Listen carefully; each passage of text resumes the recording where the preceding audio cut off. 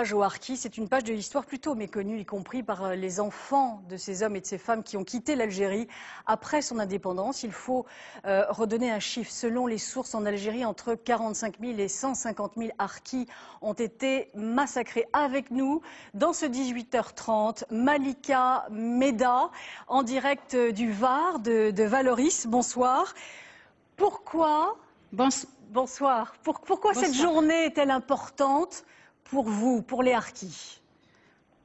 Oui, cette journée est importante pour les Harkis parce que nous avons besoin de faire connaître notre histoire, notre souffrance. Les Harkis victimes de la guerre d'Algérie ont beaucoup souffert. 150 000 Harkis ont été massacrés, tués, abandonnés par la France après l'indépendance de l'Algérie. Certains ont été prisonniers, comme mon père, qui a été prisonnier 7 ans. Et donc moi j'avais 3 ans quand il a été... Justement, oui. Malika Meda, votre père a été emprisonné en Algérie durant 7 ans. Puis il est arrivé avec sa famille dans l'un des nombreux camps en France, mis à la disposition des Harkis.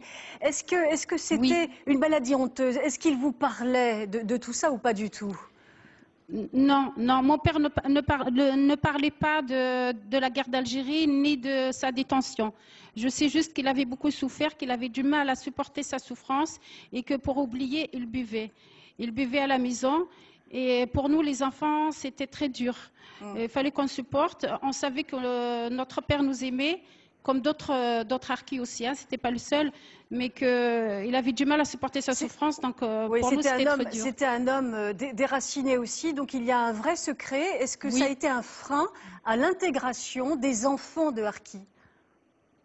Oui, c'est-à-dire que nous, déjà, on a été mis à l'écart des villes et les familles de Harkis se retrouvaient contre elles. Donc déjà, elles ne pouvaient pas s'intégrer et elles ne pouvaient pas nous aider, nous, les enfants.